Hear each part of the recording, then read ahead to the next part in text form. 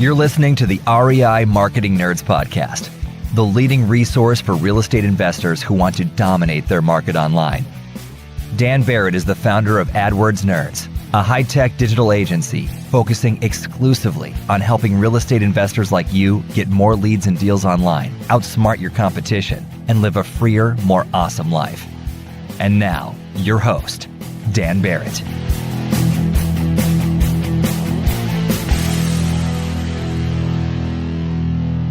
Hello, everybody. Welcome to the REI Marketing Nerds Podcast. As always, I am Daniel Barrett here from AdWords Nerds. And yeah, super happy to have you.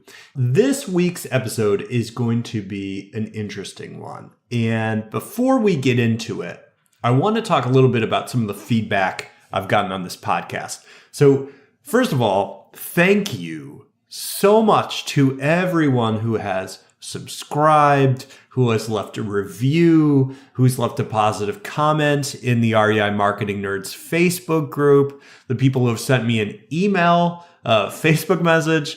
We got a ton of feedback on this show, and the vast majority of it was super positive, and that means the world to me.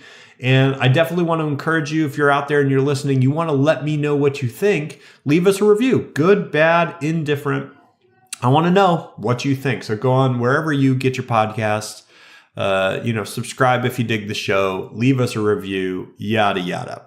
But we certainly got some feedback that wasn't so positive, right? Just like anything else. And that's absolutely what I would expect, because I think if you are going out there and you're trying to do something a little bit different, which we are trying to do with this show, this is not your average real estate show where I interview a million people.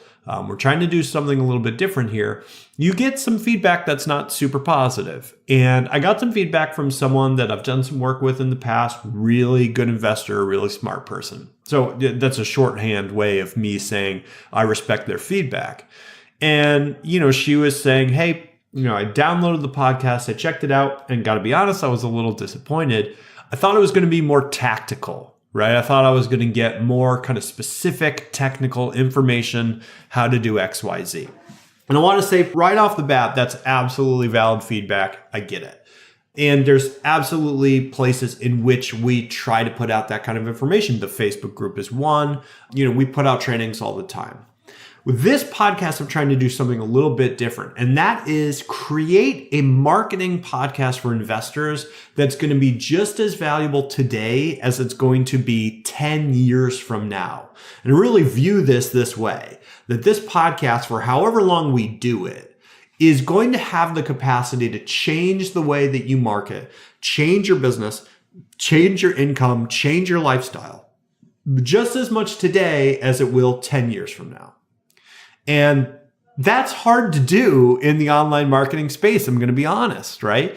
AdWords has changed so much, even since I started doing this, whatever it is, 6 or 7 years ago now. Facebook has changed so much. In the future, who even knows what we're going to be doing? Whether it's YouTube ads or, virtual reality ads, who knows what it's going to be? It's going to be different than it is today. And so if I make a podcast that says, cool, I'm going to walk you through, for example, the top 800 keywords, which is a guide we did with Investor Care a little while ago, right? So top 800 keywords for AdWords. Well, that's awesome. And this is valuable, right? I'm not saying it's not valuable, but it's going to change. It changes over time. It changes based on what's happening in the marketplace. It changes based on people's perception. It changes based on the housing market. It changes, and we have to constantly keep that stuff up to date. But there are parts of the marketing process and parts of the process of building your business that are never going to change, ever. Right? As long as we are in a capitalist society, it is going to be true that if you can develop a way of delivering more value to people than anyone else, you are going to be successful. That is going to be as true today as it's going to be 10 years from now, as it's going to be 50 years from now. And what I want to do is establish this little corner of the internet for me to speak to you directly. And rather than giving you, hey, the top 5 hottest tips for AdWords this week, which by the way, those are still valuable. Come to the group. We talk about that stuff all the time. But this little corner of the internet is really for me to speak directly to you and give you the knowledge you need to be successful long term. And the fact is that the tips and the tricks, and everybody gets those, everybody has those. Those are not a long-term advantage for you. What is a long-term advantage is improving the way that you think, improving the way that you handle risk, improving the way that you view and process and deal with the world. That is what is going to be most valuable to you long term. And it's absolutely true that I would probably make more money short term by giving you tips and tricks and stuff, because that's what everybody wants. I'd probably have more listeners on this podcast. That's probably true. But it's not going to have as big an effect on the world, and it certainly wouldn't have as big an effect on your life. I wasn't going to talk about that at all, but I wanted to get into that as sort of a prequel to this week's episode, because this week's episode is not going to get specifically into like, hey, here's what you do in AdWords this week. This week's episode is about risk. And risk is obviously incredibly important for investors. And I think as real estate investors, you people have a unique way of viewing risk, and you really need that in order to be involved in this industry. I think that's fair to say. But many real estate investors will leave that mindset behind when it comes to marketing or online marketing. And that's a permanent weakness. That becomes a long-standing problem. If you don't understand how to evaluate the risk associated with marketing, it's either going to cause you to underestimate that risk and overcommit and run into a potentially catastrophic problem, or it's going to cause you to overestimate the amount of risk involved with marketing. And that's going to cause you to spend less in marketing than you probably should. And that's going to cause you to grow significantly less over time. And it's going to cost you growth. It's going to cost you income. It's going to cost you freedom. And I really believe this, by the way. This is something that I've thought a lot about. I apply it very directly to my own business, to my own private life. This is really important. I want to give you 5 steps to looking at risk. And you're going to be able to apply these 5 steps directly to your marketing and your business. You're going to be able to use this to directly judge your own marketing processes, online or otherwise. But you're also going to be able to use this in your personal life when you are thinking of taking on a new project or going in a new direction. So this is a broad topic, but it's an important one. It's one you can apply immediately, but like I said in the beginning, it's also going to be one that you can use 10 years from now. This is all about what I call smart risk, and taking smart risks is what gives you long-term growth. But of course, the question is like, how do you decide which risks are smart and which risks are dumb? Because we've all taken dumb risks. If you've ever been a teenager, I'm sure you've done something incredibly dangerous and stupid because you thought it would be cool and for very little other reason. So we've all taken risks that are not smart. The question is always, how do you separate them? How do you tell which is which? And that's easier said than done, of course. But I have a process I run through, a little checklist. I run all my decisions through. And I think it's going to be really helpful for you to go through this. There's 5 simple questions I ask myself whenever I'm deciding whether to take on a risk or not. Here are the 5 questions. We're going to go through them in order. I'm going to break them each down. And when you have these, you're going to be able to really make far smarter decisions over a long period of time. And that is going to be huge for you. All right, so let's get into it. First question, when we're dealing with a risk situation, we're dealing with a decision we have to make. We don't know if it's a good decision, bad decision. We don't know if it's smart risk or dumb risk. Here's the first question we have to ask ourselves. What do I have to gain? What do I have to gain? This is probably the easiest one for most people. And by the way, this is where most people stop. When most people are put in a situation where they have to weigh a certain risk, they primarily look at the upside. They say, what do I have to win?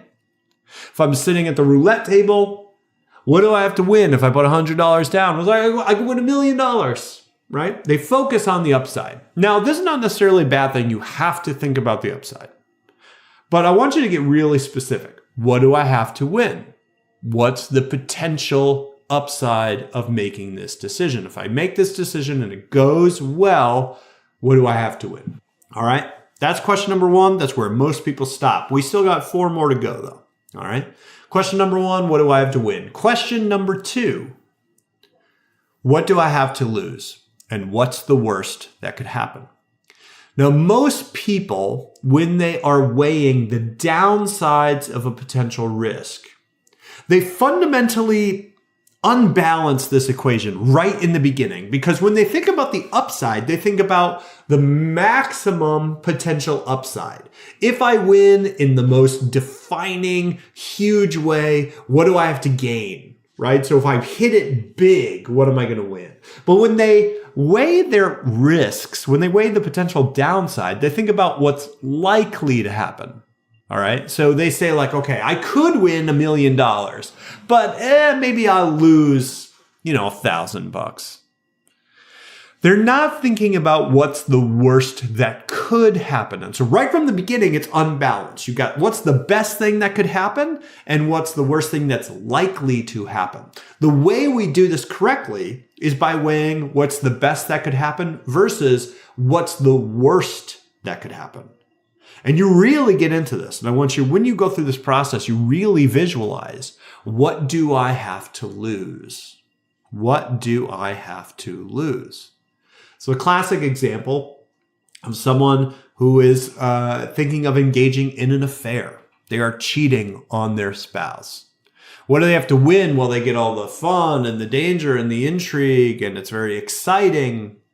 And then what's likely to happen? Oh, I might get caught and whatever, it'll be bad, but we'll patch things up. That's kind of what's going on in their head. They're not thinking about what is the absolute worst that could happen. Yeah, you've got the danger and the intrigue and the fun of the affair. By the way, I've never had an affair. If my wife is listening to this, I'm not thinking about this at all. It's just a good example, right? So you've got all the exciting pieces of the affair, but what's the worst that could happen? Well, the worst that could happen is, you go through a really traumatic divorce and you lose half your income. You lose access to your kids. Your friends cast you out. There is an extensive downside.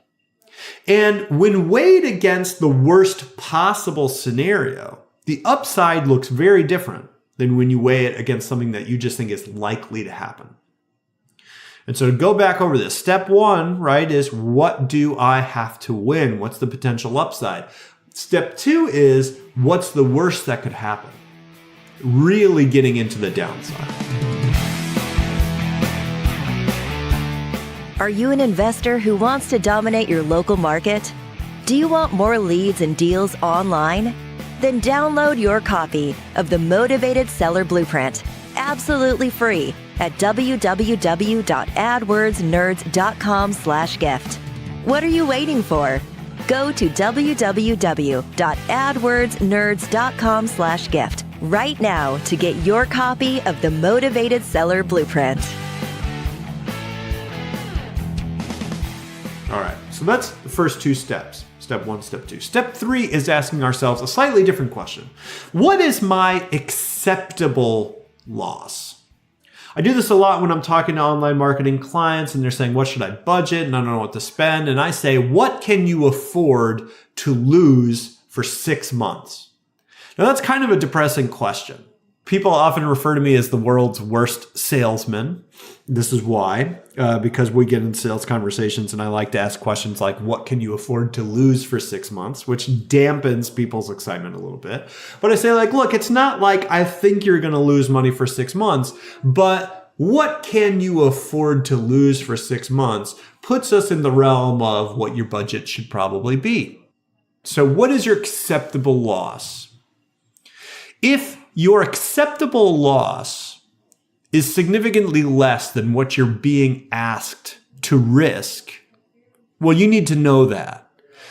If you can only afford, for example, to lose $1,000 a month for 6 months, and I'm asking you to risk $5,000 a month for 6 months, well, guess what? The potential downside is massive. It is catastrophic. If you can afford to lose 1,000 and I'm asking you to risk 500, well, that's a very different situation, right? So knowing what you can afford to lose, knowing what your acceptable loss is, helps you judge what you should risk, right? And again, you realize that most people never get this far. And so their risk is permanently kind of imbalanced. They're risking too much, or they're not risking enough, honestly. So again, 3 steps so far. We got 3. Question number 1, what do I have to win? What do I have to gain? What's the potential upside? Step 2, what's the worst that could happen? Question number 3, what is my acceptable loss? What can I truly afford to lose? And be honest with yourself, because if you can't afford to lose something and you lose it, you're out of the game. You've got to stay in the game. So those are the first 3 questions. We've got 2 more to go. Question number 4, how can I cap my downside? This is one of my favorite things to think about. How can I make it so that no matter what happens, no matter if the risk works out or it doesn't, if I'm successful or I'm not, I make money or I don't, how can I make it so that the downside can't exceed my acceptable level? You know, an easy way of thinking about this is when you're doing AdWords, for example, or you're doing Facebook ads, something like that, you set your budget. You set a budget cap. You say, I don't want to spend more than $30 a day. And so from that point on, no matter what happens, no matter if your ads are successful or not, you know you're not going to exceed $30 a day. You are capping your downside. For example, I'm going to give you kind of a non-investing example. When I decided to do this podcast, I spent money on the wonderful folks who I'm sure are listening to this, that edit this podcast and put it out for me. And I had to invest some money, and I certainly had to invest time and effort. I had to plan out the shows. I've got to record it. I've got to outline them beforehand, all that stuff, right? So significant investment for me, both for time and money. Well, how can I cap that downside? The downside for me is like I spend all this money and this time and nobody listens to this thing. We don't get any new clients from it. Nobody likes it. Right? Like it's just, that's a potential downside. Well, I knew I could cap the downside because even if no one listened to it, I can put these episodes in my Facebook group. And so it creates content for me that I can use in a different channel. Likewise, I can use these as additional educational materials for my mentorship program. I knew that I could turn these episodes into blog posts after the fact. So I knew that even if the podcast part of this was completely unsuccessful, nobody listened to it, which would be the potential downside, I'm going to get more content for our other channels. And that's going to save me time. And that's going to save me effort elsewhere. And so no matter what, worst case scenario, I still get something out of the podcast. Now, it turns out podcast is really popular. People like it. It's awesome. I still get the blog posts and the emails and the Facebook group, all that stuff. I still get that stuff. But I knew that if the worst happened, it wasn't going to be that bad. So in every situation to say, how can I cap the downside of this risk? How can I make it so that my potential losses do not exceed a certain point? It's sort of like the equivalent of you're going to the casino to gamble and you bring along a friend and you're like, hey, if at any point I lose more than $1,000, I want you to knock me out. Just like hit me over the head with a bag of pennies and knock me unconscious, drag me to the car and drive me home. So that way, you know, look, no matter what happens, no matter how wild I get, no matter how addictive I am, I'm not going to spend more than $1,000. I cap my downside. All right, so that's 4 questions so far. We got, what do I have to gain? We've got, what's the worst that could happen? We've got, what's my acceptable loss? How can I cap my downside? And the 5th one is, what systems do I need? This is a big one because you've heard me talk about systems before. I'm a big systems person. I really believe that it's not goals that really matter. It's not willpower. It's not motivation. It's not really anything other than systems. If you have the right systems, you will eventually get the outcome. And if you, no matter how badly you want the outcome, no matter how badly you're connected to a goal, you will not reach that goal without systems designed to get you there. So systems are incredibly important. Whenever you are undertaking a risk, you need to ask yourself what systems you need in order to make sure that risk turns out. So for me, again, let's go back to the example of the podcast. When I launch this podcast, I get weekly reports of the downloads and I check them out. I keep track of all the people that call us and become clients that mention the podcast. I keep track of the ROI of this podcast. And so I know it's working and I know people like it. And if it wasn't turning out, I wouldn't keep paying for it and doing it. I would cut that risk short. Again, I would cap my downside, right? But because it's working, because I have the systems in place to check on it, I know it's fine. I'm going to keep doing it. If you are investing in your online marketing, what systems do you need in order to make sure that money actually does what you want it to do? Maybe a system for you is just hiring a manager, hiring someone to take care of it. That's a system. Maybe your system is you check in every week. And you have a checklist that you go through and you check your cost per lead and you check your conversion rate and you check to make sure the things are going okay. Maybe a system for you for capping your downside is you get a prepaid debit card. You put whatever your budget is on there. You hook that debit card up to Google and you're like, look, I know that once Google hits the bottom of this prepaid debit card, it's not going to keep going. They're not going to let me keep doing ads without paying for them. And so I will have to consciously reload that card. And I'm not going to do that without checking my numbers and making sure that it's working. That's a system. Doesn't have to be complicated. Doesn't have to be wild. The whole process I just said of, hey, I'm going to bring my friend and my friend's going to knock me unconscious at the casino if I gamble too much money. That's a system. So what systems do you need that are going to make sure you're moving in the right direction, that risk works out? It's not enough to just throw the money in there. It's not enough to just trust. You got to have a system. Now, everybody's a little different. Every system's going to be a little different. You're going to have different issues, different obstacles. You're going to have different things that you need, and that's okay. But if you understand, number one, what you have to gain. Number two, what's the worst that could happen? Number three, what your acceptable loss is. Number four, how you can cap the downside. And number five, what systems do you need to do that? The decisions you make to take on risk are going to be far smarter and far more effective, and you are going to get a far better return over your lifetime than most people could ever dream of. And it doesn't mean you never make bad decisions. I make bad decisions all the time. I think most people can relate to that. We all make bad decisions all the time. You're going to make investments that don't pay off. You're going to take risks that go south. That is the name of the game. We are not eliminating risk. What we are doing is being smart about the risks we take on. And that's a process you can apply to your online marketing. It's a process you can apply to your investing. It's a process you can apply to your personal life, to your relationships. It's a process you can apply pretty much everywhere. It's just about making smarter decisions. And by the way, smarter decisions, this is something that is not going to change. In the next 10 years, making smarter decisions is going to be the exact same thing it has been since 1,000 years ago, since 500 years from now. It's going to be the same thing.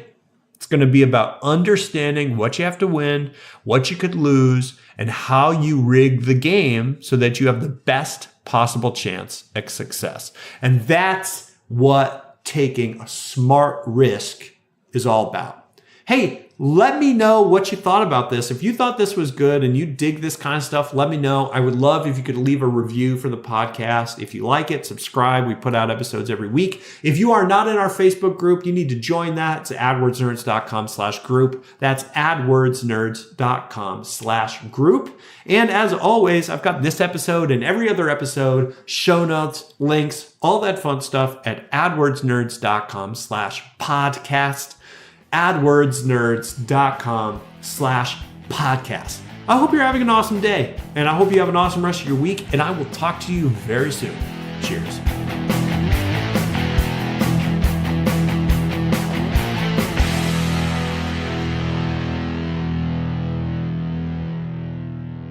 This is thepodcastfactory.com.